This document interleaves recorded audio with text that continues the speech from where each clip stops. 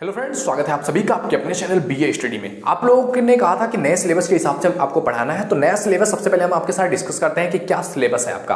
First year पर already हमने discuss कर लिया है, फर्स्ट ईयर की सोशियोलॉजी का। आज हम आपसे बात करने वाले हैं सेकंड ईयर की सोशियोलॉजी के फर्स्ट पेपर का आपका क्या सिलेबस होने वाला है, क्या चीजें आपको पढ़नी है पूरी सिलेबस में, पूरा आपको बताएंगे और उसके बाद एक एक टॉपिक उससे रिलेटेड कवर करते जाएंगे, जिससे कि आपको पहले एक आइडिया हो जाए कि मतलब ओवरऑल आपको पढ़ना क्या है। क्योंकि जब आपको पता होगा कि आपको पढ़ना क्या है तो उसके अकॉर्डिंग आप धीरे धीरे समझ पाओगे कितना पोर्शन आपने कंप्लीट कर लिया, कितना पोर्शन अभी और बाकी है, अभी और पढ़ना है। और उससे रिलेटेड बहुत सारी चीजें, जो भी चीजें होती हैं, आप इंडिया के किसी भी यूनिवर्सिटी से हैं, चाहे आपके ऑब्जेक्टिव टाइप क्वेश्चंस होते हैं, सब्जेक्टिव टाइप क्वेश्चंस होते हैं, या दोनों को मिक्स करके क्वेश्चन पेपर आते हैं। अलग अलग होता है ना, कुछ लोगों के फर्स्ट पेपर ऑब्जेक्टिव होते हैं, कुछ लोगों के फर्स्ट सब्जेक्टिव होते हैं, सेकंड ऑब्जेक्टिव होता है, कुछ लोगों का दोनों मिक्स करके पेपर आता है। पेपर्स अगर आपने नहीं देखा है तो आप मेरे चैनल पर जाकर के क्वेश्चन पेपर वाले प्लेलिस्ट में देख सकते हैं। 100 से भी ज्यादा, 100 से भी ज्यादा जो है क्वेश्चन पेपर ऑलरेडी अवेलेबल है, जाकर के आप देख सकते हो और समझ सकते हो कि किस टाइप से क्वेश्चन आपके पूछे जा सकते हैं। ओके, तो ज्यादा टाइम ना वेस्ट करते हो, चलो स्टार्ट करते हैं। इससे पहले अगर आप पहली बार चैनल पे आए, please visit the channel, it is the most fun channel if you are in BA. जाकर के देखो, ऑलरेडी 1300 से ज्यादा वीडियोस बीए से रिलेटेड इस चैनल पर अवेलेबल है आपके लिए, तो एक बार जाकर के विजिट जरूर कर लेना। ओके, आओ स्टार्ट करते हैं। बीए सेकेंड ईयर के सोशियोलॉजी का पेपर 1 2022-23 का नया सिलेबस के अकॉर्डिंग की क्या चीजें आपको पढ़नी है सिलेबस में। तो देखो, जो आपका पूरा फर्स्ट पेपर है इसको हमने 4 यूनिट्स में, यानी कि इसको 4 यूनिट्स में बांटा गया। मतलब आपका पेपर जो है वो 4 यूनिट्स में है, लेकिन हमने इसको 3 यूनिट्स में रखा हुआ है। क्यों रखा हुआ है उसको हम आगे आपसे डिस्कस करने वाले हैं। देखो, समझो यूनिट क्या होता है। यूनिट मीन्स इकाई। इकाई मतलब होता है एक समूह, जैसे कि एक 1 2 3 या 4 5 चैप्टर्स जो कि सेम हो, यानी कि जिनमें कुछ ना कुछ एक दूसरे से इंटरलिंक हो, इन सभी को कनेक्ट करके 4 5 चैप्टर्स को बनाया जाता है क्या, एक इकाई। और 4 5 6 8 इकाइयों को कनेक्ट करके बनाया जाता है एक पूरा आपका सिलेबस या प्रश्न पत्र जिसको कहते हैं। तो मतलब कि 4 5 चैप्टर्स जो एक दूसरे से इंटरलिंक हो, उनको कनेक्ट करके बनाया जाता है इकाई। तो जैसे आपका पहला इकाई है, पहले इकाई का नाम है आपका सोशियोलॉइजेशन, जिसका नाम है सामाजिकरण। अब हमें सामाजिकरण पढ़ना है। अब सोशियोलॉइजेशन में आपके 3 चैप्टर्स हैं बेसिकली। सोशियोलॉइजेशन क्या है, कैसे होता है, सबसे पहली चीज क्या है, सोशियोलॉइजेशन की अवधारणा। पहले यूनिट का आपका पहला चैप्टर है कि सामाजिकरण क्या, अवधारणा क्या है और सामाजिकरण का सिद्धांत क्या है। अवधारणा और सिद्धांत आपको पढ़ना है, समझना है कि क्या है अवधारणा। तो सामाजिकरण से रिलेटेड सामाजिकरण की आपको अवधारणा पढ़नी है, क्या है सामाजिकरण, कैसे होता है सामाजिकरण, इसके थ्योरीज अलग अलग विद्वानों ने कैसे कैसे बताया है कि क्या होता है सामाजिकरण, सामाजिकरण कैसे किया जाता है, सामाजिकरण के लिए मतलब सिद्धांत बताया हुआ है कि बेसिकली सामाजिकरण को अलग अलग विद्वानों ने अपने अपने तरह से डिफाइन किया हुआ है, अपनी अपनी परिभाषा दिया हुआ है। तो सभी ने किस बारे में बात किया हुआ है वो आपको बताना है। तो ये आपके अवधारणा और सिद्धांत में आ जाएगा। इसके बाद सामाजिकरण होता कैसे है, तो सामाजिकरण होता है सामाजिक सीख से। सामाजिक सीख क्या होता है, सामाजिक सीख के कितने प्रकार हैं, कहां कहां से सामाजिक सीख लिया जा सकता है, कितने चरण होते हैं, कितने टाइप्स होते हैं, उनके वैल्यूज क्या हैं। तो सामाजिक सीख आपको पढ़ना होगा, जिस सामाजिक सीख से मतलब समाज के बारे में हम सीखते हैं और उसी को हम सामाजिकरण कहते हैं। सामाजिकरण मीन्स क्या, कि वो सीख जिसको हम सीख करके समाज में रहने के योग्य बन जाए, वो कहलाता है आपका सामाजिकरण।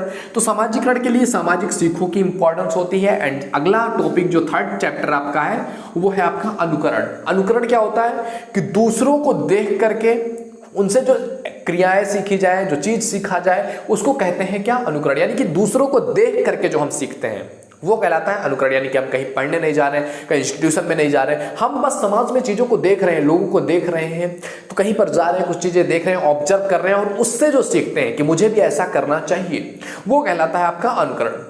तो इन सभी चीजों से, सामाजिक सीख से हो गया, आपकी स्टडीज हो गई, उसको कहते हैं सामाजिक सीख, उसके बाद अनुकरण हो गया, इन सभी चीजों से हम सीखते हैं क्या, सामाजिकरण। तो ये तीनों, अनुकरण हो गया, सामाजिक सीख हो गया और सामाजिकरण की अवधारणा और सिद्धांत, ये सब क्या है, एक दूसरे से इंटरलिंक किए चैप्टर्स हैं। तो इन तीनों चैप्टर्स को मिलाकर के एक यूनिट में रखा गया है जिसका नाम है सामाजिकरण, जिसमें हम सामाजिकरण के बारे में समझते हैं, सामाजिकरण के बारे में जानते हैं। एंड इसके बाद आता है आपका यूनिट 2। यूनिट मीन्स इकाई। दूसरा इकाई क्या है आपका, सोशल कंट्रोल, सामाजिक नियंत्रण। सोशल कंट्रोल मीन्स सामाजिक नियंत्रण, ये आपका 2nd यूनिट है। और इसमें आप देख सकते हो कितने, लगभग 12 चैप्टर्स आपके पढ़ने हैं इसमें। कि सामाजिक नियंत्रण यानी कि एक मनुष्य के व्यवहार को, एक मनुष्य को समाज में रहने पर कौन कौन सी चीजें मनुष्य को प्रभावित करती हैं, मनुष्य को नियंत्रित कर सकती हैं, या मनुष्य को अपनी तरफ खींच सकते हैं, या अपने हिसाब से इन्फ्लुएंस कर सकती हैं। वो कौन कौन सी चीजें हैं जिससे मनुष्य कहीं ना कहीं जाने अनजाने में डायरेक्टली इनडायरेक्टली कनेक्टेड है या उसके द्वारा इन्फ्लुएंस हो रहा है, वो कौन कौन सी चीजें हैं। तो देखो इसमें सोशल चेंज कंट्रोल में सामाजिक नियंत्रण में क्या आ रहा है आपका, सबसे पहले कि हमें जानना होगा पहला चैप्टर जो आपका आएगा सामाजिक नियंत्रण में, कि इस सामाजिक नियंत्रण को ही समझना होगा कि क्या होता क्या है सामाजिक नियंत्रण। What do you mean by सामाजिक नियंत्रण, सोशल कंट्रोल मीन्स क्या, मतलब समाज क्या किस तरह से नियंत्रण करता है, उसको समझना कि सोशल नियंत्रण क्या है। इस पर विद्वानों ने अपनी क्या राय रखी हुई है कि सामाजिक नियंत्रण क्या होता है, कैसा होता है। तो सामाजिक नियंत्रण को हमें पहले टॉपिक पहले चैप्टर के रूप में पढ़ना है। और इसमें दूसरा चैप्टर आता है आपका फैमिली, सामाजिक नियंत्रण के रूप में परिवार। परिवार भी कहीं ना कहीं एक बड़े लेवल पर और सबसे अहम लेवल पर आपका परिवार आपको नियंत्रित करता है, यानी कि इमोशनली हो सकता है, फोर्सली हो सकता है, किसी भी तरीके से हो सकता है। आप अपने फैमिली से अटैच रहते हो और किसी वजह से उनकी वजह से आप कुछ चीज़ों पर कुछ चीज़ें करते हो, कुछ भी काम हो गया आपका, कुछ भी आपके बिहेवियर्स हो गए, कुछ भी रिलीजियस वाइज हो गया, इसमें फैमिली का आपका बड़ा प्रेशर होता है। आपकी लाइफ के जो जिम्मेदारियां हो गई, आपके लाइफ के जो काम हो गए, बहुत बड़े फैक्टर पर फैमिली उस पर नियंत्रित करती है। अगर आप कुछ गलत करने जा रहे हो फैमिली आपके रोक देती है, नहीं करना है, या आप कुछ करना ही चाहते हो, कुछ बेटर भी है, तो भी आपकी फैमिली इंटरफेयर उसमें कर सकती है, सजेस्ट कर सकती है। मतलब एक बड़े लेवल पर आपके जीवन में इन्फ्लुएंस करने का या आपके जीवन को नियंत्रित करने का एक बड़ा हिस्सा आपकी फैमिली होती है। तो परिवार को हमें समझना है कैसे, किस रूप में, कैसे वो सामाजिक नियंत्रण का कार्य करती है। अगला टॉपिक है आपका 3rd नंबर का, वो टॉपिक क्या है आपका, राज्य, सामाजिक नियंत्रण के रूप में राज्य। तो सामाजिक नियंत्रण के रूप में राज्य क्या है, राज्य अलग अलग कानून बनाता है आपके लिए, जिन कानूनों को, जिन रूल्स को आपको फॉलो करना होता है कि ये आपके लिए कानून है, ये आपके लिए रूल्स है, ये आपको करना होगा अगर आप इस राज्य में रह रहे हैं। तो राज्य भी एक बड़े फैक्टर के रूप में वो आपको क्या चीज लीगल है, क्या चीज इलीगल है, इसके बारे में बताता है। तो राज्य भी एक बहुत बड़ी भूमिका निभाता है। एंड इसके बाद आता है आपका नेक्स्ट चैप्टर जो है, वो उस चैप्टर का क्या नाम है आपका, शिक्षा एवं शिक्षण संस्थाएं, यानी कि एजुकेशन और एजुकेशन देने वाली जो संस्थाएं हैं, जहां आप जाकर के एजुकेशन ग्रहण करते हैं, जो जिस विद्यालय में, जिस स्कूल में, जिस कॉलेज में, जिस टीचर्स के माध्यम से, तो ये सभी चीजें आपके लाइफ में बहुत बड़ा गेम चेंज करती हैं। आप जिस तरह की एजुकेशन ले रहे हो, आप वेस्टर्न एजुकेशन ले रहे हो या आप चाइना में एजुकेशन जाकर के ले रहे हो, आप इंडिया में एजुकेशन ले रहे हो, इन सभी में अपने आप में एक बहुत बड़ा चेंज है। इन सभी की अपने थॉट प्रोसेस अलग है, एजुकेशन देने का तरीका अलग है, शिक्षण संस्थाएं अलग है, उनकी सोच अलग है, उनको डेवलप करने का तरीका अलग है। तो जिस माहौल में आप डेवलप होते हैं, बच्चा अगर छोटा सा है, वो धीरे धीरे जिस माहौल में बढ़ता है, उस माहौल के हिसाब से उसकी थिंकिंग, उसकी बायोलॉजिकल, उसकी साइकोलॉजिकल, उसकी मतलब हर एक तरह से वो उससे लिंक हो जाता है। तो एजुकेशन और एजुकेशनल इंस्टीट्यूशन जो है वो बहुत बड़ी भूमिका निभाती हैं मनुष्य को सामाजिक रूप से नियंत्रित करने में, कि मनुष्य का दिमाग इस तरह से काम करना चाहिए, ये व्यक्ति इस तरह से सोचेगा जिस तरह से उसको सिखाया जाएगा। तो शिक्षा और शिक्षण संस्थाओं के बारे में पढ़ना है, इनकी भूमिका क्या है सामाजिक नियंत्रण में, किस तरह से नियंत्रित करती हैं, इनके कितने पावर्स हैं या कितने टाइप से नियंत्रित कर सकती है, इन सब चीजों के बारे में पढ़ना है। अगला है 5th नंबर आपका, धर्म और नैतिकता। ये भी आपको बड़े मायने पर समाज को नियंत्रित करता है। एक तरह का सोच है, एक तरह की आइडियोलॉजी है किसी रिलीजन की। अब उस रिलीजन को मानने वाले सभी लोग उसी तरह से करते हुए नजर आएंगे। बड़े लेवल पर समाज को नियंत्रित करके रखता है। यह बड़े लेवल पर आप देखोगे कहीं पर राजनीति ही हो रही है तो एक बड़े लेवल पर धर्म उसमें इन्फ्लुएंस कर देता है कि ये मेरे धर्म का है या मेरे धर्म के हिसाब से काम करेगा या हमारे खिलाफ ये नहीं जाएगा। तो धर्म और नैतिकता बड़े लेवल पर इन्फ्लुएंस करती है। कोई काम है, अगर वो काम मान लिया कोई गलत काम है, तो अगर आप करने जा रहे हो तो एक बार आपके अंतरात्मा आपके अंदर से रोकते कि आप जिस रिलीजन को मानते हो उससे रिलेटेड अपने को सुन रखा होगा कि अगर आप चोरी करोगे तो आपके हाथ काटे जाएंगे, या आप किसी को गलत नजरों से देखोगे तो आपकी आंखें निकाल ले जाएंगी, या आप किसी को दुख दोगे आपको तेल में डाल के फ्राई किया जाएगा। ये सब चीजें जो हमने सुन रखी होती हैं, जो हमारे माइंड में चल रहा होता है, या एक मोरालिटी हमारे सामने रखी जाती है, एक आइडियोलॉजी रखी जाती है कि ये आपका रिलीजन है, ये आपके रिलीजन के जो टॉप के लोग हैं, प्रॉफिट्स हैं, या इन्होंने इस तरह से जिंदगी जिया था। एक नैतिकता आपके सामने रखी जाती है और वो बिहेवियर जब आपकी लाइफ में आता है तो उस हिसाब से आप भी एक्ट करते हो। तो धर्म और नैतिकता एक बड़े पैमाने पर ये भी समाज को क्या करते हैं, इन्फ्लुएंस करते हैं, और कहीं ना कहीं इससे हम नियंत्रित रहते हैं। हम समझते नहीं है कि मतलब ये हमारे ऊपर कंट्रोल कर सकते हैं, लेकिन जरूरी है ये चीज आप पर डेफिनेटली कंट्रोल करते हैं और बहुत बड़े पैमाने पर कंट्रोल करते हैं, जहां तक आप सोच भी नहीं सकते हो। तो धर्म और नैतिकता का सामाजिक नियंत्रण में एक बहुत महत्वपूर्ण भूमिका है। इसके बाद आता है आपकी लैंग्वेज, आपकी भाषा, किस भाषा से आप रिलेट करते हो, कौन सी भाषा आप जानते हो, उससे उसमें अलग अलग साहित्य होते हैं, उस भाषा से रिलेटेड वो चीज़ें पढ़ते हो, उस भाषा का इतिहास पढ़ते हो।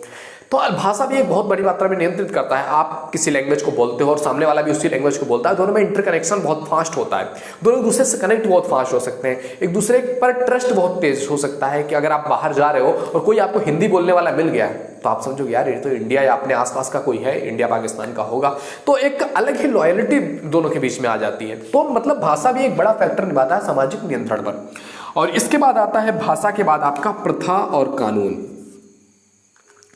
प्रथा क्या होता है? जो धर्म के द्वारा या समाज के द्वारा निर्मित किया जाता है, जिसको मानना ना मानना या आपके ऊपर होता है। और कानून क्या होता है? जो कि राज्य के द्वारा लागू किया जाता है, जिसको मानना कंपलसरी होता है। जो चीज कानूनन है वो आपको करना चाहिए, और जो कानूनन नहीं है, जिसके खिलाफ कानून बनाया गया है, वो काम आप नहीं कर सकते हो।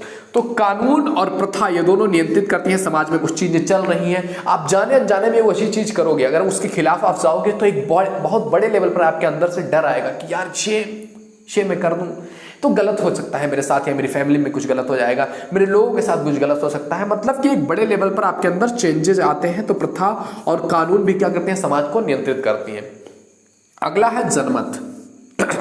जनमत मतलब लोगों का मत। लोगों का मत भी बड़ा वैल्यू करता है कि कोई कुछ आप काम कर रहे हो और लोग उससे इत्तेफाक नहीं रखते हैं, या लोग नहीं चाहते कि आप वो काम करो, या वो काम लोगों के लिए गलत लग रहा है, तो कहीं ना कहीं उस चीज से आप भी इन्फ्लुएंस होते हो, यार ये काम तो गलत होगा या कुछ ये नहीं करना चाहिए। तो जनमत बहुत बड़े मात्रा में जो है आपका सामाजिक नियंत्रण करता है, जिसके प्रति आप देखोगे, जैसे कि आप सिंपली सा देख लो, अगर आप मुझे यूट्यूब पर देख रहे हो तो इट मीन्स आप वो देख पा रहे हो कि कुछ लोग हैं जो मुझे सब्सक्राइब किए हुए हैं, 1-1.5 लाख लोग मुझे जो सब्सक्राइब किए हुए हैं, मतलब कि मैं जो बता रहा हूँ एक लॉयलिटी होगी उसमें।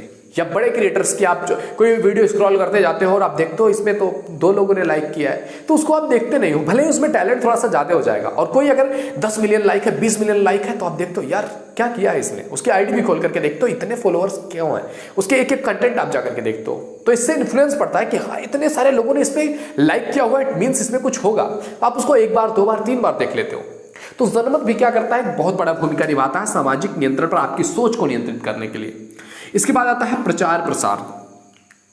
प्रचार भी बहुत बड़ा भूमिका निभाता है समाज के माइंडसेट को, समाज के बिहेवियर को नियंत्रित करने के लिए। तो ये चीज आपने भी अनुभव किया होगा कि जिसका प्रचार, जिसके प्रचार प्रसार, जिसकी एडवर्टाइजिंग आपके सामने ज्यादा आती है, जब आप कहीं पर जाते हो तो अगर आपने देखा स्टोर में या आपको प्रचार में दिख रहा है लाइफ बॉय या लक्स के, आपको बार बार प्रचार दिख रहा है, और आप जा रहे हो साबुन खरीदने के लिए, तो आपके माइंड में एक बार आ जाएगा यार लक्स आपको दिख रहा है, तो वही आप खरीद लेते हो। एक बड़े लेवल पर आप इन्फ्लुएंस होते, चाहे आप यूट्यूब कर रहे हो, देख रहे हो, तो इसमें भी बहुत सारे एड्स आते हैं आपको, ये एड्स, इन्हीं के एड्स के पैसे मिलते हैं, एक बड़े लेवल पर पैसे खर्च किए जाते हैं एडवर्टाइजिंग पे। एडवर्टाइजिंग एक दुनिया में बहुत बड़ी इंडस्ट्री होकर के उभर रही है दुनिया में। एडवर्टाइजिंग हर जगह पर एडवर्टाइज करने की कोशिश किया जा रहा है। It is the $1 billion market, बहुत बड़े लेवल पर ये मार्केट होने वाली। अब देखोगे एक सेलिब्रिटी जिसके पास मिलियंस में फॉलोअर है, अगर आप रोनाल्डो की बात करोगे 300+ मिलियन फॉलोअर उनके हैं, 300 मिलियन से ज्यादा फॉलोअर हैं, वो एक पोस्ट का करीबन 12 करोड़ रुपए लेते हैं, थोड़ा सा लेस, 12 करोड़ से 12 करोड़ के आसपास वो एक पोस्ट का लेते हैं। क्यों? क्योंकि उनको देखने वाले लोग चाहते हैं, ज्यादा लोगों तक उस चीज का, जिसका भी वो प्रचार करेंगे, जिस चीज को भी वो फोटो में क्लिक करेंगे या वीडियो में कैप्चर करेंगे, वो चीज इतने सारे लोगों तक पहुंचेगी। तो प्रचार प्रसार के लिए करोड़ों में पैसे दिए जा रहे हैं।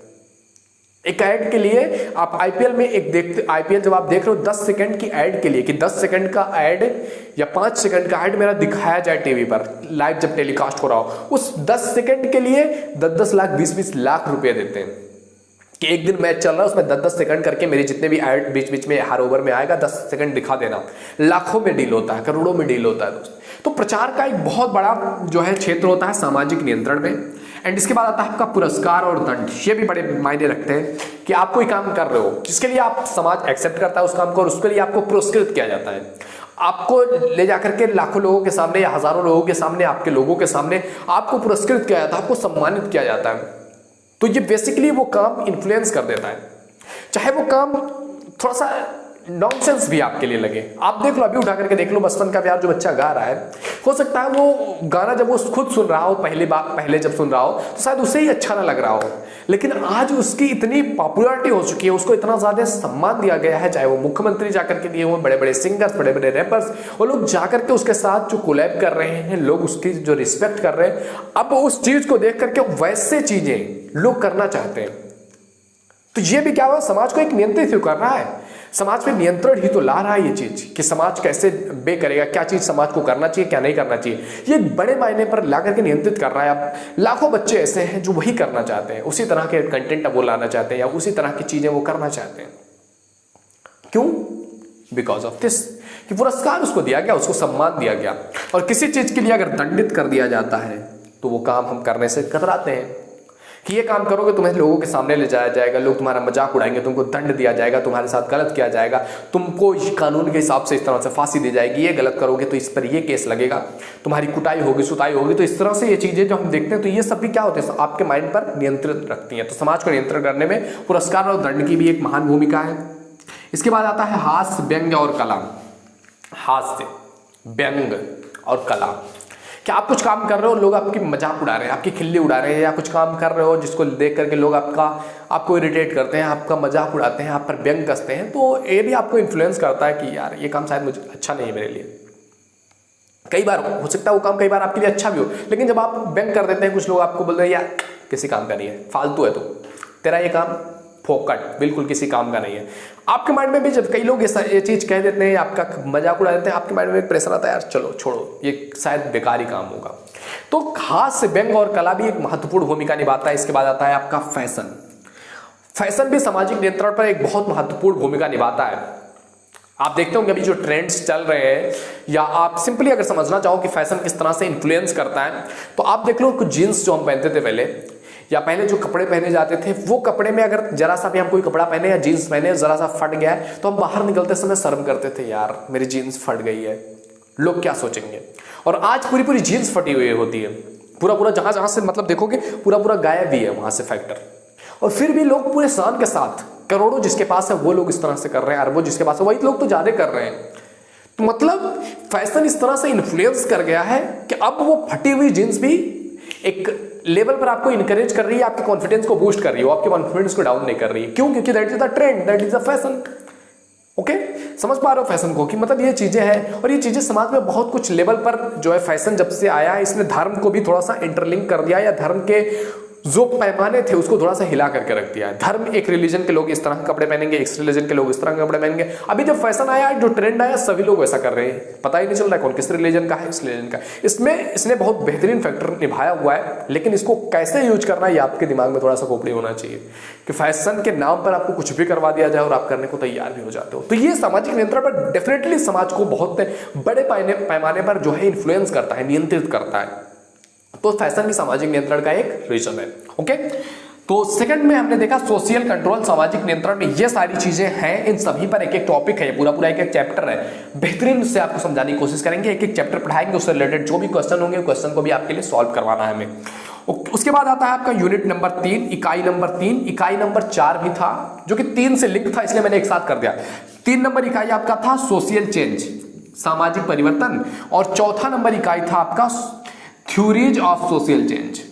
तो हमने दोनों को एक साथ कर दिया, social change and it's theories, सामाजिक परिवर्तन और इसके सिद्धांत क्या है, इसको हमने एक साथ लिंक कर दिया है। एंड इससे रिलेटेड आपके 6 चैप्टर्स हैं, सामाजिक परिवर्तन से रिलेटेड और इसके थ्योरी से रिलेटेड आपके 6 चैप्टर्स हैं, जैसे कि आप देख सकते हो। सबसे पहले हमें पढ़ना है कि आखिर सामाजिक परिवर्तन क्या है, सामाजिक परिवर्तन के बारे में अच्छे से समझना है कि क्या होता है सामाजिक परिवर्तन, क्यों होता है सामाजिक परिवर्तन, इसके पीछे कौन कौन से फैक्टर्स हैं, ये आपको समझना है। इसकी अवधारणा क्या है और इसके पीछे कौन कौन से सिद्धांत दिया गया है, सामाजिक सिद्धांत, अलग अलग तरीके के कई सारे सिद्धांत हैं। हम जब चैप्टर आपका कवर करवाएंगे पूरी डिटेल में आपको एक एक चीज समझाने वाले हैं कि सामाजिक परिवर्तन क्या है, उसकी अवधारणा क्या है, उसके सिद्धांत क्या है। अब सामाजिक परिवर्तन को करने के लिए कुछ क्रियाएं हैं, सामाजिक परिवर्तन की क्रियाएं आपको समझना है कौन कौन सी क्रियाएं हैं। अब क्रियाओं में जो चीजें हैं, कुछ फैक्टर्स हैं जिसकी वजह से समाज काफी मात्रा में इन्फ्लुएंस होता है, काफी मात्रा में जो उसमें चेंजेस आते हैं, जैसे कि आपके जनसंख्यात्मक कारक हो गए, पहली चीज होगी जनसंख्यात्मक कारक, सेकंड हो गया आपका प्रौद्योगिकी कारक, इसके वजह से मनुष्य का माइंडसेट, मनुष्य का रहन सहन, मनुष्य के व्यवहार में परिवर्तन आता है। मनुष्य का आर्थिक कारक हो गया जो आपका इकोनॉमिकल फैक्टर है, मनुष्य का सामाजिक कारक हो गया, ये सभी समाज को परिवर्तन करने में, जनसंख्या अगर कहीं पर ज्यादा है तो वो समाज को एक अलग इन्फ्लुएंस करती है, प्रौद्योगिकी अगर कहीं पर ज्यादा है तो वहां पर लोगों को अट्रैक्ट करती है। आर्थिक स्थिति जहां पर मजबूत होगी, जहां पर लोगों को पैसा ज्यादा मिलेगा, वहां पर लोग जाना चाहेंगे, रहना चाहेंगे। उस तरह का माइंडसेट लोगों के अंदर आएगा कि वो भी एक लेवल पर आगे बढ़ सके। सांस्कृतिक कारक भी है बहुत सारे। तो ये सब फैक्टर्स क्या करते हैं, समाज को चेंज करने में, समाज को परिवर्तित करने में महत्वपूर्ण भूमिका निभाते हैं। तो ये था आपका थर्ड यूनिट। तो डेफिनेटली आपको ये समझ में आया होगा क्या है आपकी ये चीजें, first unit, second unit and third unit. तीनों यूनिट्स हमने आपको समझाया कि तीनों यूनिट्स में ये इतने चैप्टर्स, आप अगर सबको सम करके देखोगे तो 3 चैप्टर आपके इसमें है, 12 चैप्टर इसमें है, 15 और 6 चैप्टर यहाँ पर है 21। तो आपके 21 चैप्टर्स हैं इस पूरे से। तो हमें ये पूरा 21 चैप्टर पूरा आपको कंप्लीट करवाएंगे। इससे रिलेटेड जितने भी आपके ऑब्जेक्टिव टाइप क्वेश्चन होंगे, सब्जेक्टिव क्वेश्चन पढ़ सकते हैं, एक चैप्टर हम पढ़ाएंगे, उससे रिलेटेड जितने भी क्वेश्चन होंगे सारा कुछ आपका क्लियर करवाया जाएगा। तो 21 चैप्टर है, 21 एंड 21 आपके जो है इसके क्वेश्चन आंसर का 42 दिन में आपका पूरा ये फर्स्ट पेपर कंप्लीट करवाएंगे। इसके बाद सेकंड पेपर पे भी हम डिस्कस करने वाले हैं। तो अगर आपने पिछली वीडियोस नहीं देखी तो जाकर के आप देख सकते हो, ऑलरेडी 1300 से ज्यादा वीडियोस इस चैनल पर हैं। It is the most one channel. मैं बार बार आपसे कह रहा हूं आप जाकर के विजिट तो करो, मैं ये नहीं बोल रहा हूं आप जाकर के सब्सक्राइब करो, जाओ देखो। If you think it is valuable तो आप जरूर सब्सक्राइब करने वाले हो दोस्त। तो हम आपको एक शॉर्ट टाइम में आपको बहुत कुछ सिखाने की कोशिश करते हैं। हमारी वीडियोस 10 to 15 मिनट्स की होती हैं। ये 1 घंटे, 1.5 घंटे, 2 घंटे जो आपकी क्लासेस होती हैं जिसमें आपका टाइम पास करते रहते हैं। ऐसा नहीं, आपके टाइम की मैं वैल्यू करता हूं कि आपकी टाइम है, उसकी इंपॉर्टेंस है। आपको कम समय में बेहतरीन चीज जो आपका सारा कॉन्सेप्ट, हर क्वेश्चन जो आपसे पूछा जाए आप उसका जवाब देने के एबल हो सके, इस तरह के माइंडसेट के साथ, इस तरह के प्रोसेस के साथ मैं आपको पढ़ाने की कोशिश कर रहा हूं दोस्त। आई होप वीडियो तुम्हें पसंद आएगी। पसंद आए तो जरूर शेयर कर देना, लोगों तक पहुंचाना, आपके फ्रेंड सर्कल में, चाहे एफबी फ्रेंड्स हो, आपके व्हाट्सएप ग्रुप हो, फेसबुक ग्रुप हो, इंस्टा ग्रुप हो, सभी के पास शेयर करो ताकि ज्यादा लोगों तक आप पहुंचा सको चीजों को। शेयरिंग इज केयरिंग दोस्त। जब आप शेयर करते हो, एक किसी की लाइफ में थोड़ी सी वैल्यू ऐड करते हो, दैट इज द वर्थनेस। आपकी लाइफ वर्दी हो जाती है कुछ। ओके, मिलते हैं आपसे अगले वीडियो में। तब तक के लिए जय हिंद, जय भारत, थैंक यू।